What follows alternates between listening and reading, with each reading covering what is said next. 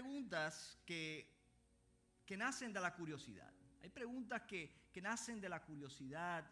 Nosotros preguntamos, Dios mío, no entiendo, muéstrame tu voluntad. Dios mío, quiero entender. Cuando un niño pregunta, ¿por qué el cielo es azul? El niño quiere realmente saber, está curioso, ¿por qué el cielo es azul? Pero cuando nosotros nos pasamos tiempo orando por algo, meses orando por algo, y preguntamos, ¿dónde está Dios? ¿Dónde tú estabas, Dios, cuando sucedió esto? Ya no solamente estamos queriendo saber, no es que queramos saber realmente. Lo que estamos tratando es reconciliar lo que estamos viviendo con lo que nosotros creíamos acerca de Dios. Las circunstancias no parecen demostrar que Dios realmente me ama. Y muchas veces en nuestro corazón dejamos que las circunstancias moldeen lo que nosotros creemos acerca de Dios. Creíamos que si obedecíamos o las cosas saldrían de ciertas maneras, la puerta se abriría. Señor, yo te sirvo, es lógico que tú me bendigas. Señor, yo vengo a la iglesia todos los días, todos los domingos, es lógico que tú respondas a mi petición como yo te lo he pedido. Señor, ¿por qué si yo doy diezmos y ofrendas estoy enfermo? ¿Por qué si he estado orando por una necesidad tú no has suplido? ¿Por qué la puerta por la cual he estado orando para que se abra aún sigue sin abrirse? ¿Por qué si yo te estoy sirviendo? Entonces, una pregunta que comenzó con curiosidad termina siendo un juicio hacia el carácter de Dios. Si Dios realmente me ama, ¿por qué permitió esto? Y esas son preguntas claves que nosotros escuchamos constantemente de personas incrédulas, pero lo triste es que nosotros, siendo cristianos, muchas veces en nuestros corazones albergamos esas preguntas. Si tú me amas realmente, si tú realmente me amaras, harías esto o aquello o lo otro. Quizás nunca lo has pronunciado en voz alta. Quizás lo has dicho desde tu corazón y te preguntas por qué. ¿Seguimos viniendo a la iglesia? ¿Seguimos sirviendo? ¿Sabemos cuáles son las palabras correctas que debemos decir cuando la gente nos dice, ¿es Dios bueno? Sí, Dios es bueno. Dios me ama. Dios es un Dios de amor. Decimos todas esas cosas, pero muchas veces en nuestros corazones nos estamos diciendo, si tú me amas realmente, ¿por qué me haces pasar por esto? Si tú realmente me amaras, ¿por qué permites que el mal aparentemente se salga con la suya en el presente?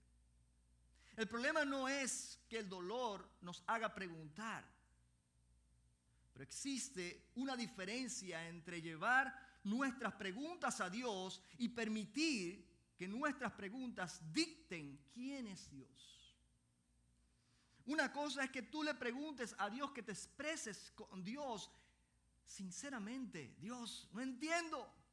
Los salmos están llenos de expresiones sinceras del corazón de aquellos salmistas que decían, ¿hasta cuándo, Dios? No entiendo por qué prosperan los malos.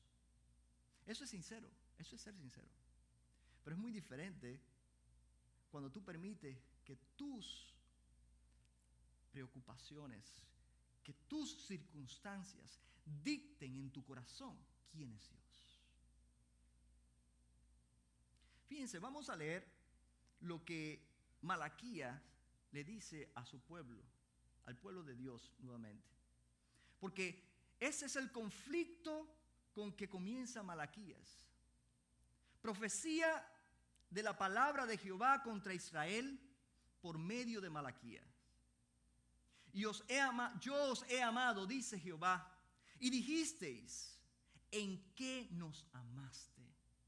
¿No era Esaú hermano de Jacob, dice Jehová, y amé a Jacob y a Esaú aborrecí?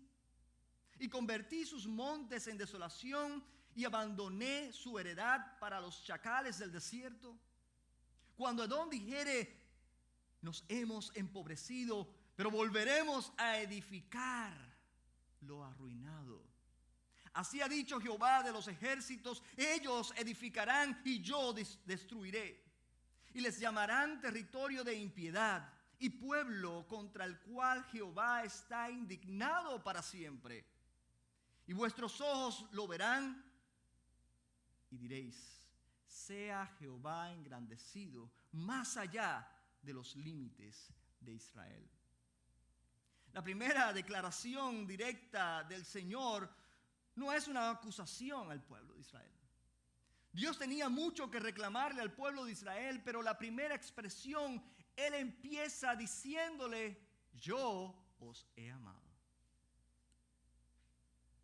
Antes de hablar del altar, antes de hablar del servicio, antes de hablar de la mediocridad de adoración que le estaban dando al Señor, porque estaban trayendo los animales enfermos, estaban ofreciendo lo que les sobraba al rey. Y vimos el domingo pasado cómo Dios mismo le dice, ¿acaso si ustedes agarran un animal de eso y se lo ofrecen a uno de sus líderes políticos, ustedes creen que ellos lo van a aceptar? ¿Ustedes le ofrecerían eso a un líder, a alguien importante? No, no lo harían. Entonces, al Rey de Reyes, al Dios creador del universo, al Dios que les ha amado, ellos tienen la osadía de presentar esas ofrendas mediocres. Pero Dios no empieza reclamándoles. Él empieza diciéndoles, yo os he amado. Dios no comienza recordándoles lo que ellos hicieron mal. Él empieza recordándoles lo que Él ha hecho por ellos todo el tiempo de su existencia. Pero ¿sabe qué? El pueblo responde con toda arrogancia. ¿En qué nos amaste? No se nota.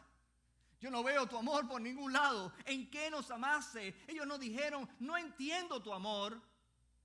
Ellos nos dijeron, estoy pasando por un tiempo difícil y no entiendo tu amor. No veo, Señor, ayúdame. Ellos están diciendo, ¿dónde está la evidencia de tu amor? Muéstralo, demuéstralo. Porque hasta ahora yo no veo que tu amor sea real. Ellos habían convertido sus circunstancias presentes en un tribunal desde el cual estaban juzgando el carácter de Dios. Ellos dejaron que sus circunstancias dictaran en su corazón quién era Dios. Nosotros podemos hacer lo mismo, ¿saben?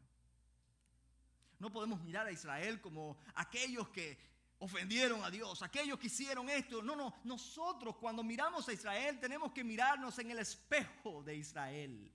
Porque ese Israel somos nosotros también. Nosotros también podemos hacer lo mismo. Si Dios me ama, 3 puntos. Si Dios me ama, va a hacer lo que yo quiero.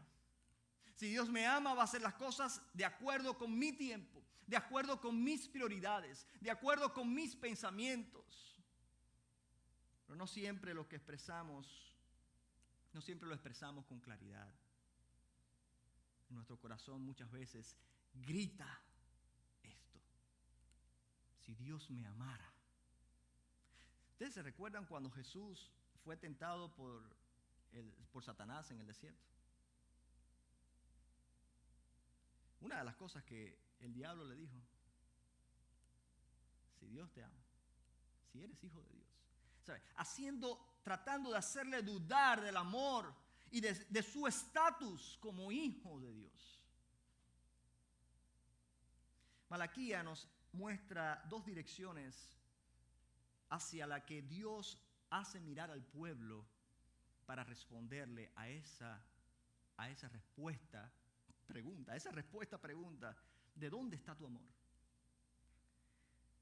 Él vuelve la vista del pueblo hacia atrás, a la gracia que tomó la iniciativa, y después le hace volverse hacia adelante, al futuro, a la fidelidad que todavía cumpliría las promesas que Dios había dado. Dios nos hace mirar hacia detrás, hacia atrás. Y hay muchas veces que decimos un dicho que dice, para atrás ni para coger impulso. Pero muchas veces tenemos que mirar hacia atrás para recordar de dónde venimos. Muchas veces tenemos que mirar hacia atrás para recordarnos de las misericordias de Dios. Muchas veces tenemos que mirar hacia atrás para volver a entender por qué estamos donde estamos y por qué somos quienes somos. Porque su amor comienza en su gracia, no en nuestros méritos.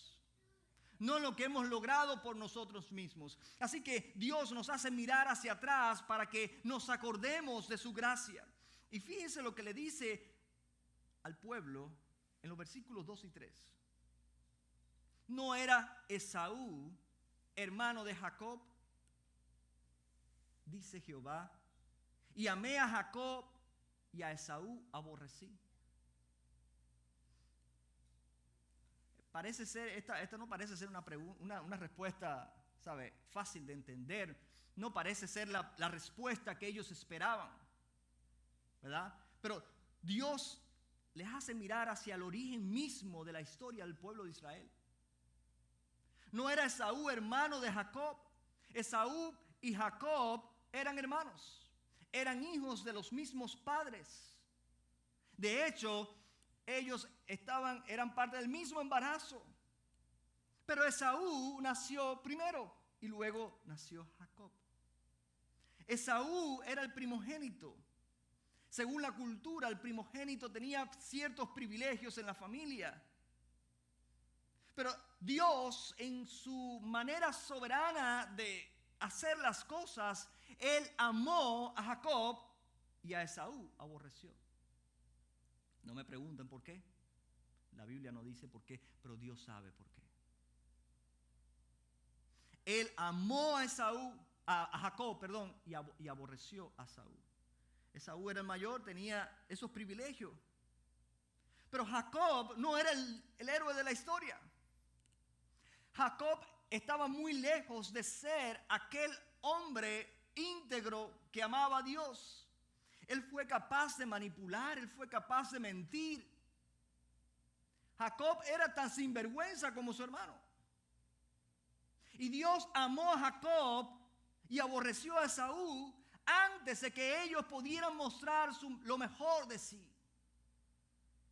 Lo que quiero decir con esto es que no fue por méritos de Jacob que Dios escogió a Jacob. Fue por su gracia. Siempre ha sido la gracia de Dios. ¿Por qué escogió Dios a Abraham? ¿Por qué escogió a Abraham? Porque la gracia de Dios. Porque Abraham vivía en un pueblo pagano y adoraban dioses paganos. Pero la gracia de Dios se ha manifestado desde el principio de la creación. Dios había decidido continuar la línea del pacto a través de Jacob y no de Esaú. La existencia de Israel no comenzó con el mérito de Jacob, sino con la libre gracia de Dios. Ahí comenzó. Recuérdense que Israel viene de la familia de Jacob. El pasaje no está presentando un impulso emocional caprichoso de Dios al escoger a Jacob y no a Esaú, sino que hizo uso de su gobierno soberano. Y nosotros tenemos que confiar en Dios. A veces no entendemos por qué Dios hace las cosas de la manera que las hace, pero entendamos algo, nuestra vista es limitada. Nosotros aquí solamente podemos ver lo que está del lado de acá de estas paredes. No sabemos qué está pasando del lado afuera, pero Dios desde arriba está mirándolo todo. Él tiene todos los ángulos. Él sabe por qué hace lo que hace. Nosotros no somos quienes para cuestionar a Dios. Así que hasta aquí la respuesta es: no era Esaú y Jacob hermanos y yo amé a Jacob y aborrecí a Esaú. Amé y aborrecí basado simplemente en su soberanía y en su gracia. Pero sigue diciendo, y fíjense aquí en Deuteronomio capítulo 7, para que el pueblo de Israel no se engañara a sí mismo pensando de que ellos habían sido escogidos porque eran lo mejor. En Deuteronomio capítulo 7 dice, no por ser vosotros más que todos los pueblos, os ha querido Jehová y os ha escogido. Pues vosotros erais el más insignificante de todos los pueblos, sino por cuanto Jehová os amó. ¿No coincide esto con lo que le dice Malaquías al pueblo?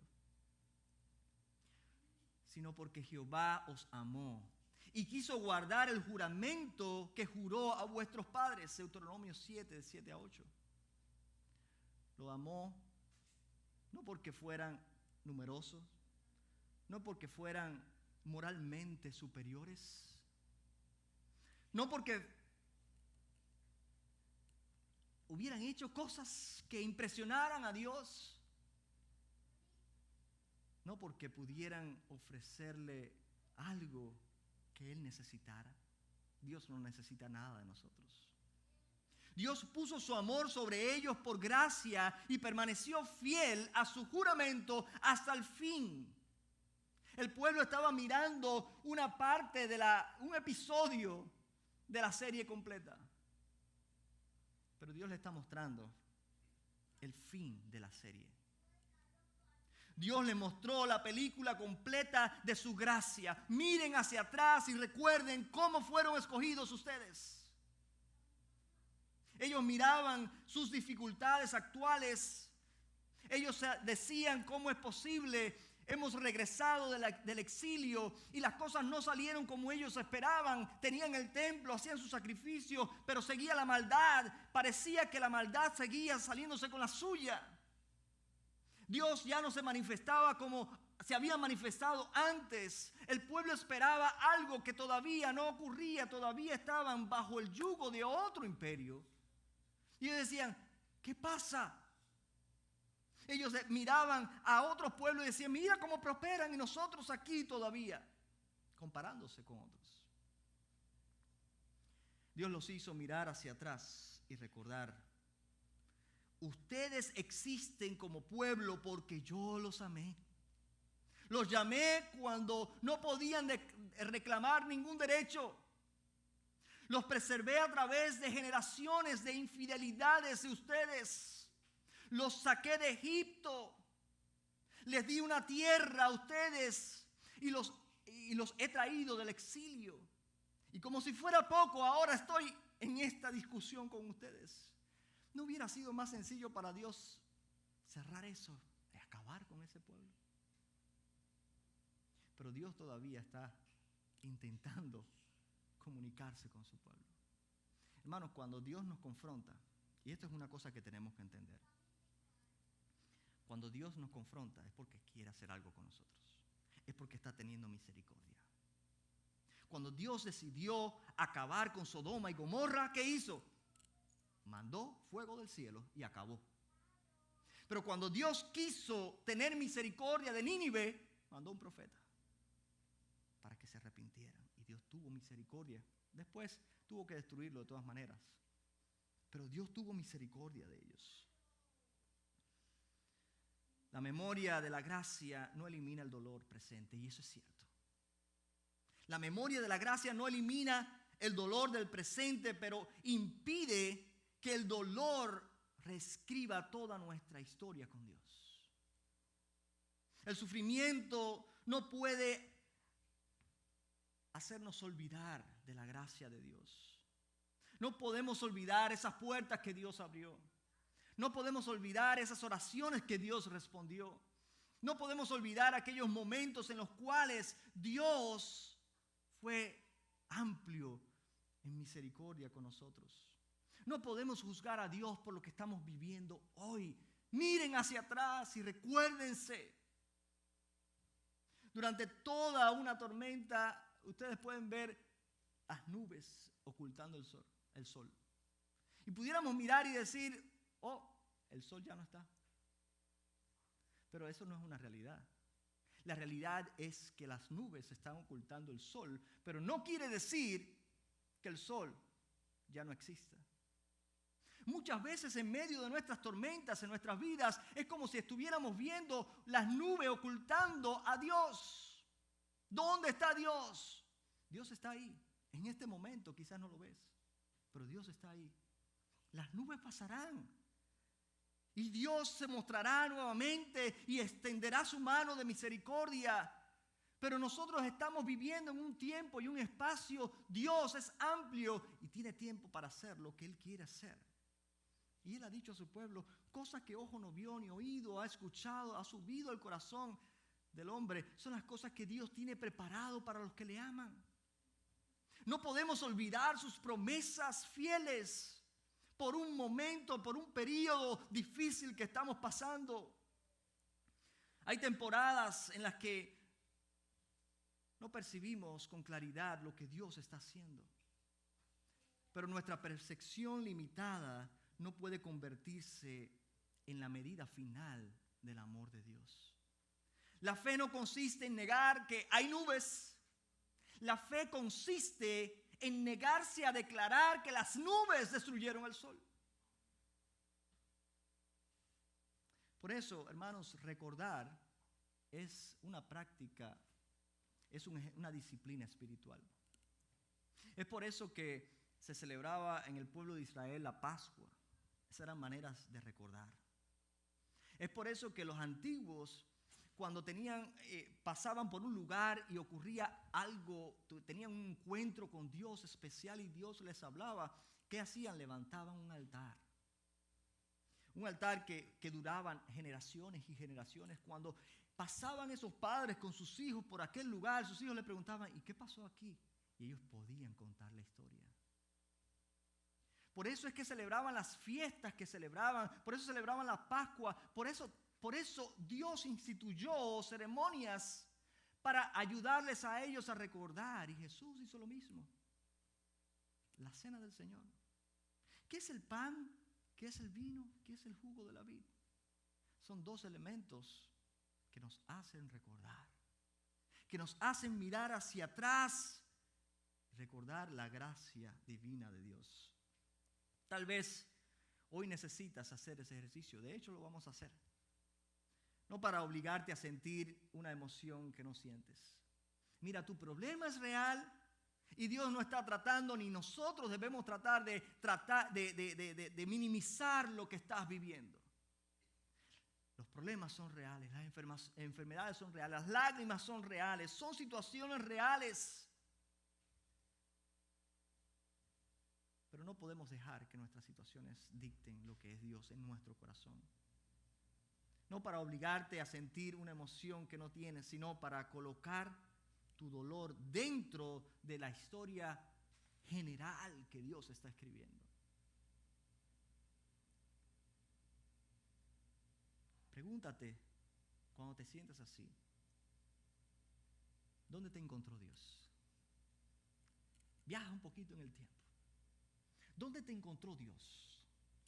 ¿Dónde estabas tú? ¿Qué estabas haciendo cuando Dios te encontró? ¿Cuántas cosas te ha perdonado Dios? Recuerda. ¿Cuántos pecados? ¿Cuántas cosas te ha perdonado Dios? ¿Qué promesas de la palabra del Señor te sostuvieron en momentos de dificultad? Recuérdalas. ¿Qué personas estuvieron dispuestas a caminar contigo? A acompañarte y a decirte, tú no estás solo. Esas fueron personas que Dios mandó en un momento determinado en tu vida. ¿De qué esclavitud te sacó Dios? Para volvernos a Él y hacernos sus hijos. ¿Qué habría ocurrido si Dios no te hubiera alcanzado? Solo piensa. ¿Dónde estaría yo si Dios no me hubiera alcanzado? ¿Qué sería de mi vida?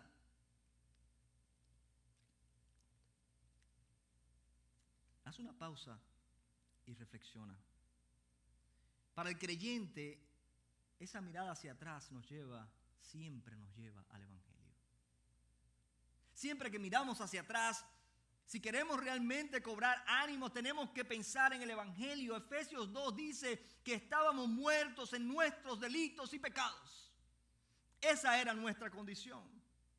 Pero Dios, que es rico en misericordia, por su gran amor con que nos amó, nos dio vida juntamente con Cristo.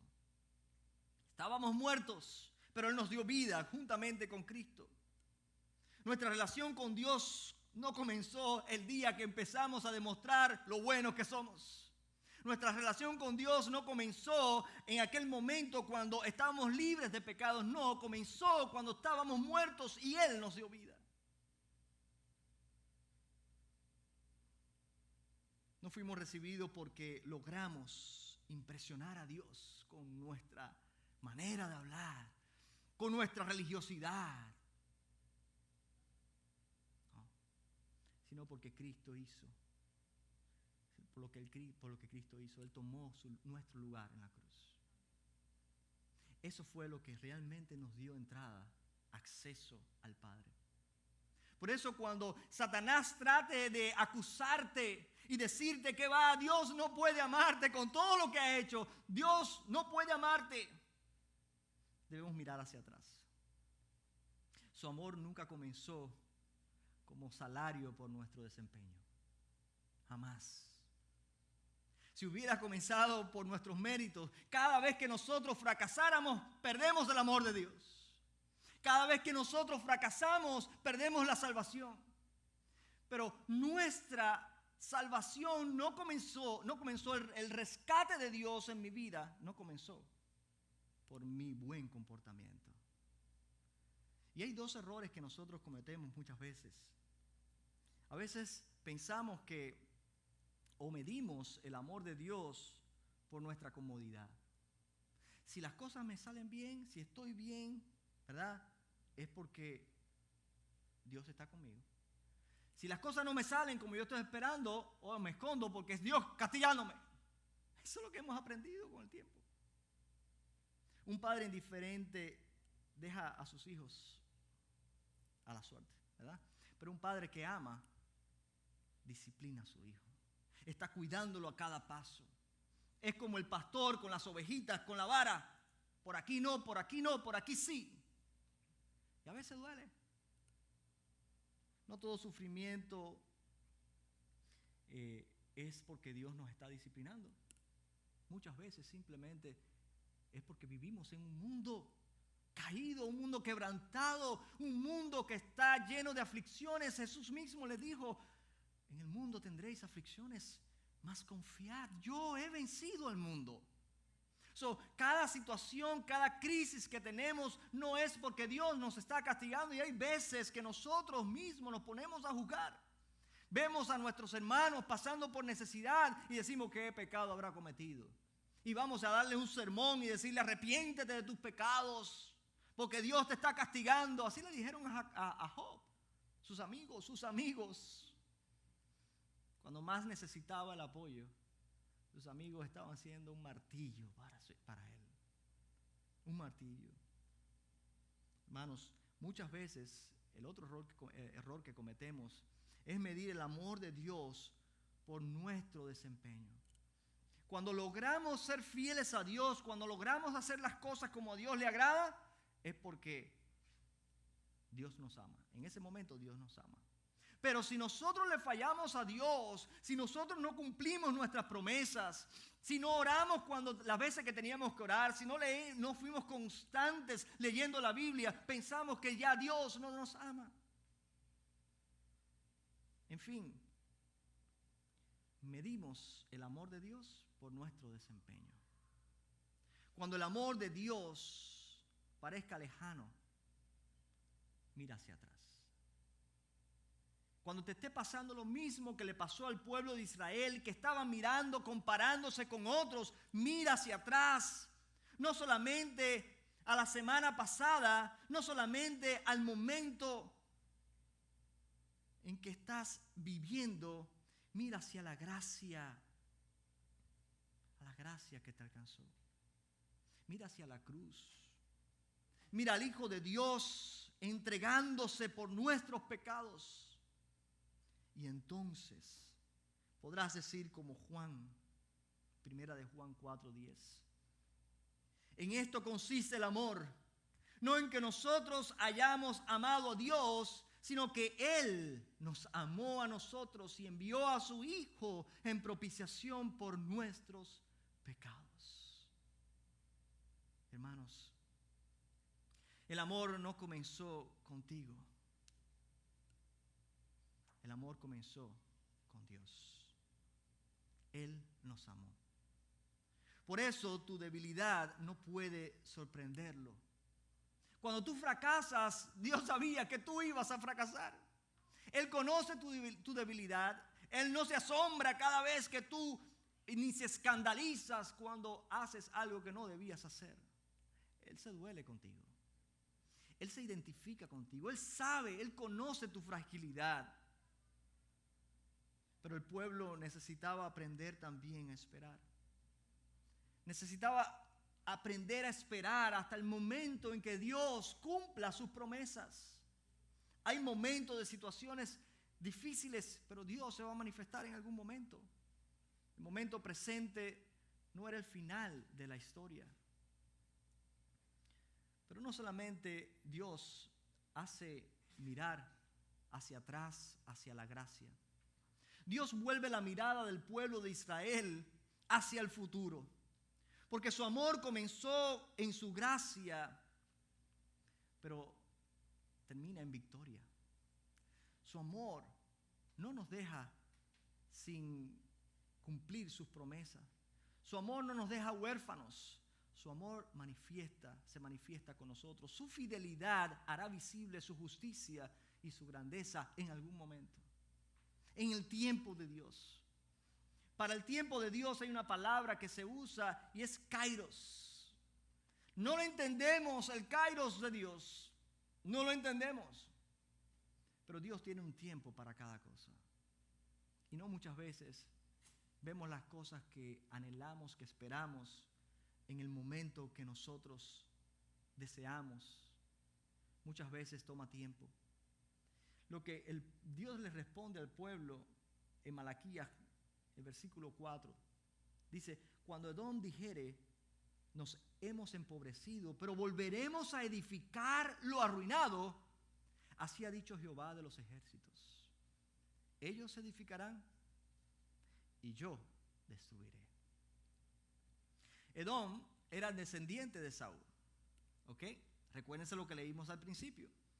Amé a Jacob y aborrecí a Esaú. Edom era la descendencia de Esaú. Y era un pueblo emparentado con Israel. Eran hermanos. Pero a lo largo de la historia habían cultivado orgullo, violencia, oposición.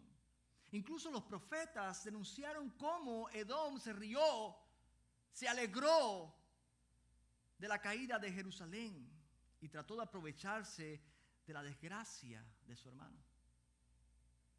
Ahora Edom mira su destrucción. Destrucción por causa de la ira de Dios, del juicio de Dios. Y ellos dicen: no importa, nosotros vamos a volver a edificar. Dios nos tumbó, yo me voy a levantar. Fíjense qué arrogancia. Y eso es lo que estaba mirando el pueblo de Israel. Por eso le dice el pueblo de Israel a Dios: ¿dónde está tu amor? Mira a ese pueblo. Tú dijiste que nos amabas a nosotros, a ellos los aborrecías, pero mira cómo están edificando.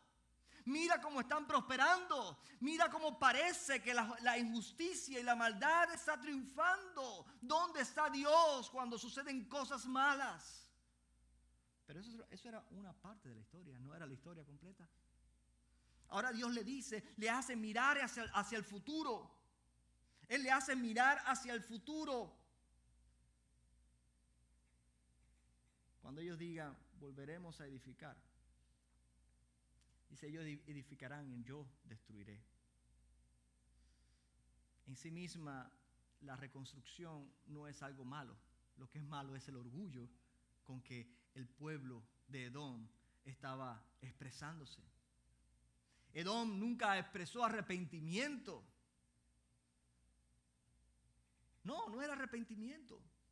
Su confianza está en la capacidad de ellos mismos de levantarse de levantar lo que el juicio de Dios había derrumbado. El Señor respondió: ellos edificarán y yo destruiré.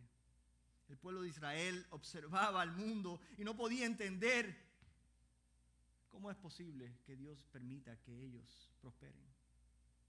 Veían su propia fragilidad y podían interpretar la prosperidad aparente de otros como prueba de que Dios era indiferente a la maldad. Y hermanos, nosotros conocemos esta tentación. Nosotros la conocemos bien. Cuando estamos en nuestro trabajo y estamos tratando de hacer las cosas bien y ustedes saben que hay uno aprovechado, y usted sabe que hay uno que está diciendo mentiras, que está inflando informes y está agarrando las mejores posiciones, el mejor salario. Ustedes ven líderes cristianos o líderes políticos haciendo de las suyas injusticias y tú dices: ¿hasta cuándo? Yo cuando veo mi país, Cuba, yo digo: ¿hasta cuándo? ¿Hasta cuándo esa gente van a seguir haciéndole tanto mal al pueblo? Yo también me hago esas preguntas. Y tenemos que tener cuidado, porque esto es parte de la historia, pero no es la historia completa. Miramos a personas que construyen mediante engaño y parece irles bien. Vemos sistemas injustos que continúan funcionando. Observamos que alguien hiere, miente y usa a otros y todavía progresa. Nosotros estamos mirando todo eso. Mientras tanto, quien trata de obedecer muchas veces atraviesa por dificultades y crisis. Entonces nos preguntamos: ¿vale la pena realmente confiar en Dios? ¿Vale la pena seguir sirviendo a Dios? ¿Vale la pena seguir honrando a Dios, hablando bien de Dios cuando Dios no me está bendiciendo? ¿Dónde está su justicia? ¿Por qué parece que el mal siempre prevalece? Malaquías enseña al pueblo a distinguir entre el kairos de Dios y la ausencia de Dios. Una cosa es el tiempo de Dios y otra cosa es que Dios sea indiferente. El juicio de Dios puede no llegar cuando nosotros queremos. Pero Dios siempre hará justicia. Dios manifestará su justicia. El mal puede levantar paredes, sí, pero no puede construir fuera del gobierno de Dios. Dios tiene el control. Dios sigue sentado en el trono. Y en el versículo 5 contiene una promesa grandiosa. Le dice: vuestros ojos lo verán. ¿Qué cosa? ¿Cómo Dios va a destruir lo que ellos levantaron? Vuestros ojos lo verán y diréis: sea Jehová engrandecido más allá de los límites de Israel. Vuestros ojos lo verán. No lo ves ahora, pero tus ojos lo van a ver en el futuro. Y de eso se trata la fe. Que tú no puedes ver ahora mismo, quizás. Físicamente tú no notas, tú no lo notas, tú no ves. Pero tú confías en las promesas de Dios. En ese momento el pueblo no veía el desenlace final. Veían ruinas, veían oposición, estrechez y promesas que parecían tardar.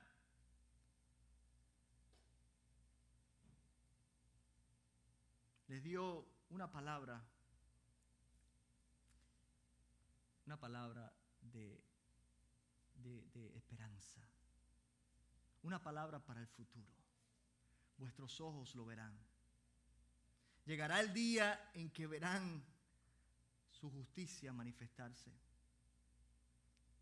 más allá de los límites de Israel. Y en esos límites estamos tú y yo, porque tú y yo hemos sido alcanzados por su gracia, y tú y yo también estamos incluidos en esa promesa. Nuestros ojos lo verán. La conclusión del pasaje no es: Jacob será admirado. No. La conclusión es: Jehová será engrandecido. ¿Se dan cuenta cómo Dios vuelve la atención, la quita del hombre de su desempeño y la pone en la persona de Jesucristo? No es el desempeño de Jacob. No es que Israel fuera bueno, es que Dios es fiel a sus promesas. El amor de Dios no termina siendo grande nuestro nombre. No. Termina enseñándonos a vivir para la grandeza del suyo. A veces decimos, si Dios me ama, hará que mi plan tenga éxito.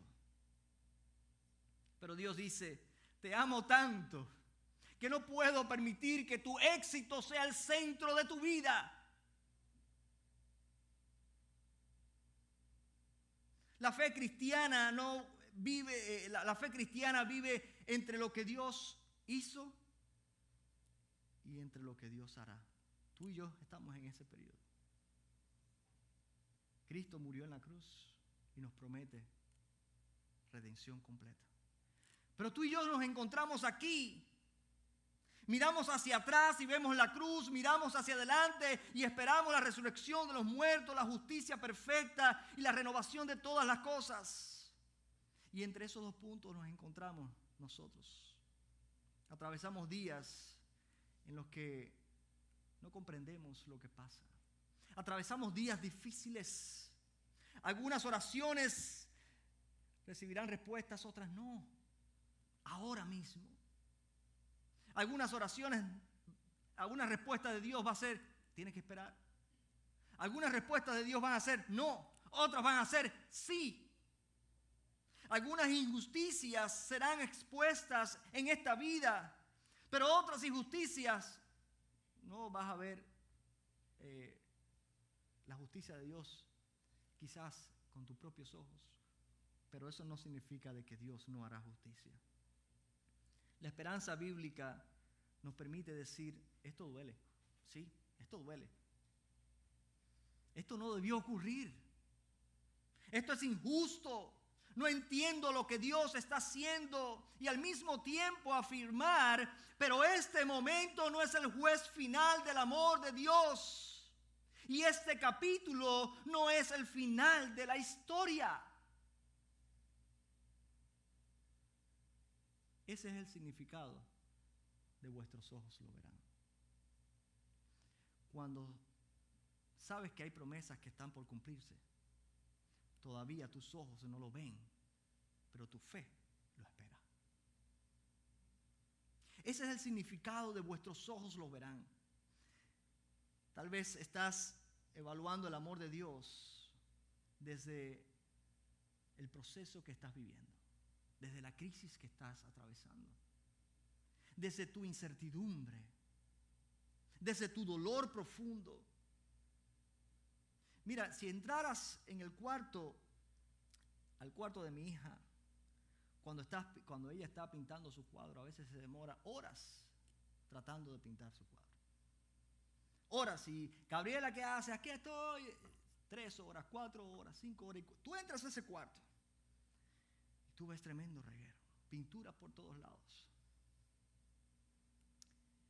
Hace poco, el año pasado, o creo que a principios de este año, ella empezó a pintar este cuadro. ¿Qué le parece? Parece que todavía no está terminado. Si usted juzga la pintura de Gabriela por ese cuadro, usted dice, no parece realmente tan bonito. Parece más bien algo abstracto. Esa pintura ganó el segundo lugar en una competencia en el estado de la Florida, FAX. Pero esa no era el fin de la pintura. El fin de la pintura está aquí. Si usted entra al cuarto de Gabriela y ve esa pintura, usted dice, no me parece tan linda. ¿Sabe a quién se parece esa persona que está en la pintura? ¿Quién creen usted que es? Esa es mi esposa. Pero este es el cuadro final. Nosotros muchas veces estamos mirando el cuadro o la obra antes de que termine, de que Dios termine. Dios está mirando la obra completa. Dios está mirando el cuadro completo. Dios te está diciendo, no te desesperes, no te desesperes. Dios no improvisa ni descubre lo que quiere hacer mientras lo está haciendo. No. Dios, desde que empieza su obra de arte, Él sabe cuál es el final. Él sabe qué es lo que quiere lograr. Y lo importante de eso es que Él tiene el control. A Gabriela se le puede ir un pincelazo y echar a perder la obra. De hecho, ahí si ustedes se ven, la oreja le estaba quedando así y ella tuvo que ir y arreglarlo y hacer las cosas, y irle dando forma. Pero Dios no pierde el control en ningún momento. Él tiene el control absoluto de todo lo que hace. Él conoce el final desde el principio. Somos nosotros quienes vemos piezas sueltas, pero Dios ve la obra completa. ¿Cómo sabemos que podemos confiar en el carácter de Dios entonces? ¿Cómo nosotros podemos saber que podemos confiar en el amor de Dios? Aquí el mensaje de Malaquías nos conduce a Jesucristo, que es la demostración definitiva del amor de Dios. La respuesta final de Dios a esta pregunta del pueblo, ¿en qué nos has amado? No es una vida sin sufrimiento, no es una vida de que todo te va a ir bien. No, es la entrega de su Hijo. Él no responde con palabras, Él responde enviando a su Hijo. Romanos 5:8 dice, mas Dios muestra su amor para con nosotros en que siendo aún pecadores, Cristo murió por nosotros. Siendo aún pecadores, Cristo murió por nosotros. Observamos el tiempo del verbo y dice, Dios muestra, no mostró, no mostrará. Es un presente continuo. Dios muestra su amor. Dios cada día muestra su amor para con nosotros. El amor de Cristo está vigente en medio de tu crisis, en los momentos de victoria, en los momentos que te sientes solo y en el momento donde el dolor te inunda. La cruz es un acontecimiento, no es solo un acontecimiento del pasado. Es algo que Dios quiere mantenerlo fresco en nuestra memoria cada día. Cuando el corazón pregunta, ¿dónde está la evidencia? Dios nos hace mirar hacia el Calvario. Allí donde el Hijo de Dios entregó su vida por nosotros. Allí donde cargó nuestro pecado y recibió el juicio que nosotros merecíamos. En la cruz se encuentran las dos verdades que Malaquías coloca delante del pueblo. Ambas verdades. Allí se encuentran la justicia y la misericordia de Dios y el amor de Dios. El juicio que debía caer sobre nosotros cayó sobre Jesús. Y la aceptación que pertenece al Hijo de Dios, Él la comparte con quienes se unen a Él en fe. Tú y yo estamos ahí. Por eso Romanos 8:32 pregunta, el que no escatimó ni a su propio Hijo, sino que lo entregó por todos nosotros, ¿cómo no nos dará también con Él todas las cosas? Todas las cosas. El Padre entregó a su Hijo, entregó todo por nosotros. Lo más grande que tenía era su Hijo y lo entregó por nosotros. La cruz nos hace mirar hacia atrás y decir, Dios ya demostró su amor. No hay que preguntarlo. No tiene que demostrarlo otra vez. Cristo es la demostración más grande del amor de Dios, porque de tal manera amó Dios al mundo que ha dado a su Hijo. La resurrección nos hace mirar hacia adelante y decir, Dios todavía no ha terminado. Si Cristo permaneciera en la tumba, hubiera permanecido en la tumba, podríamos pensar que la justicia tuvo la última palabra, que la injusticia triunfó. Pudiéramos pensar que el mal se salió con la suya, que Satanás venció. Pero el Padre levantó al Hijo al tercer día. La resurrección es la garantía de que el pecado y la muerte no gobernarán para siempre, hermanos. Y el Cristo resucitado, ese Cristo volverá. A Él lo esperamos. Ese día, la promesa, vuestros ojos lo verán, alcanzarán una plenitud que los primeros creyentes apenas podían entender. Veremos la justicia de Dios sin sombra, la creación liberada de la corrupción y una multitud de toda tribu, lengua, pueblo y nación engrandeciendo el nombre del Señor. Sea el nombre de Jehová bendito por los siglos. Hermanos, a manera de conclusión, el pueblo oyó a Dios decir, yo os he amado. Eso fue lo que Dios le dijo. Lo primero que le dijo, con esto comienza el libro, yo os he amado. Y ellos respondieron, ¿en qué me amaste? ¿En qué nos amaste? Tal vez esa pregunta también ha venido a nuestra mente, a nuestro corazón.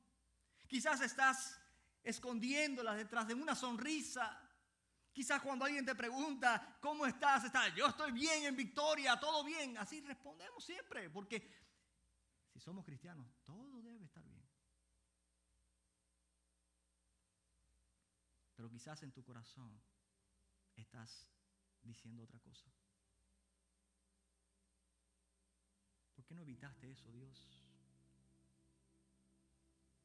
¿Por qué no evitaste eso en mi vida? ¿Por qué perdí este familiar? ¿Por qué esta enfermedad? ¿Por qué no me responde cuando te pido, Señor, algo? ¿Por qué otros avanzan y yo parezco estar estancado?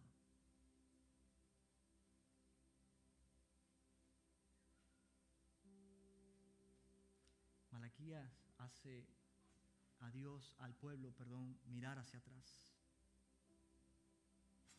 Y les hace reflexionar y pensar, mi amor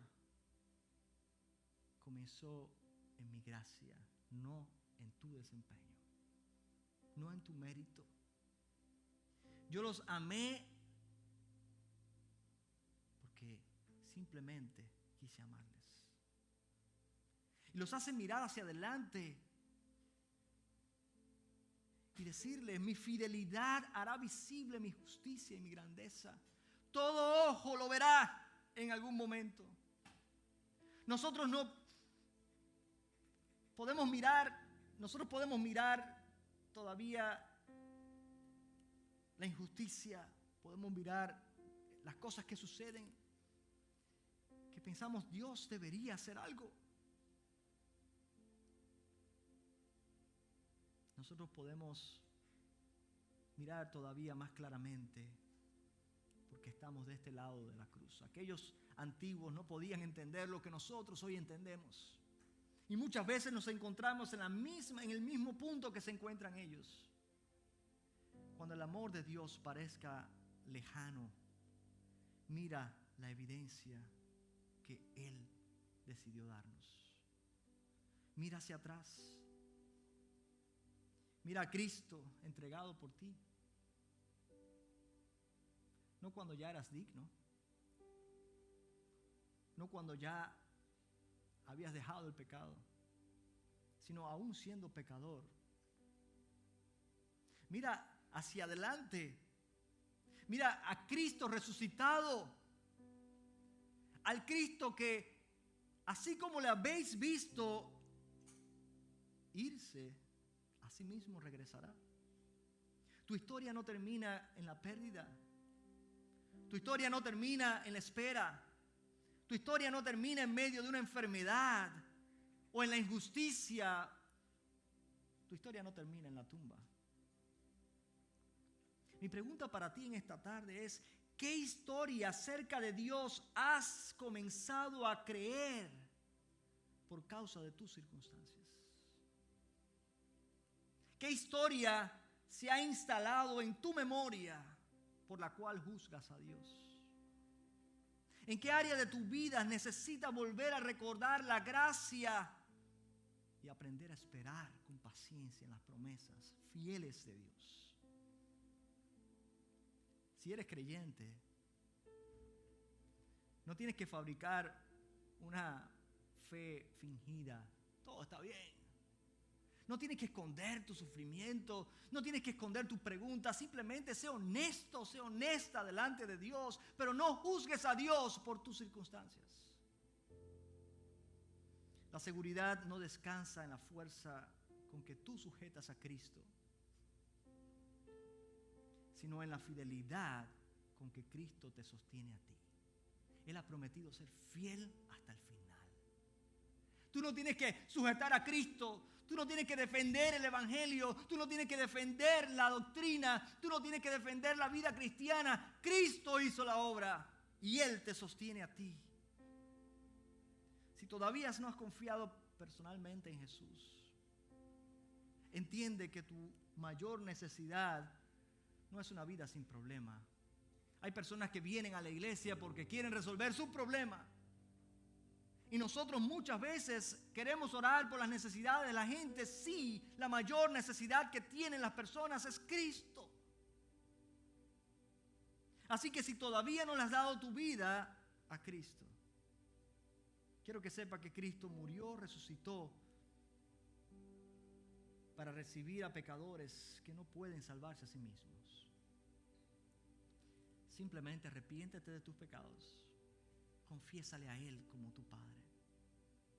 Y nosotros, iglesia, aprendamos a acompañar bien a quienes están atravesando por el dolor. Aprendamos a ser buenos compañeros de viaje.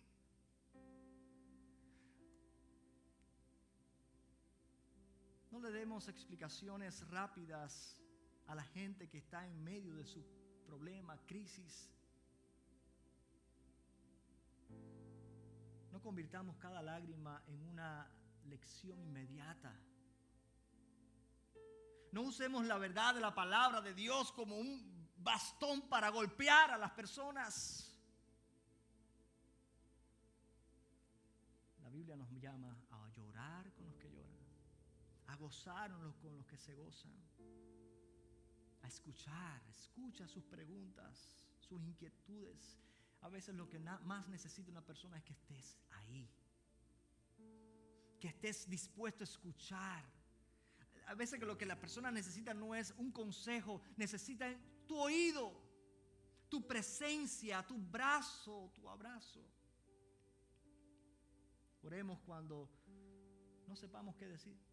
Y si no tienes que decir, mejor cállate, pero que esté presente. Y con paciencia ayudémonos a mirar hacia atrás a la cruz y hacia adelante a la resurrección.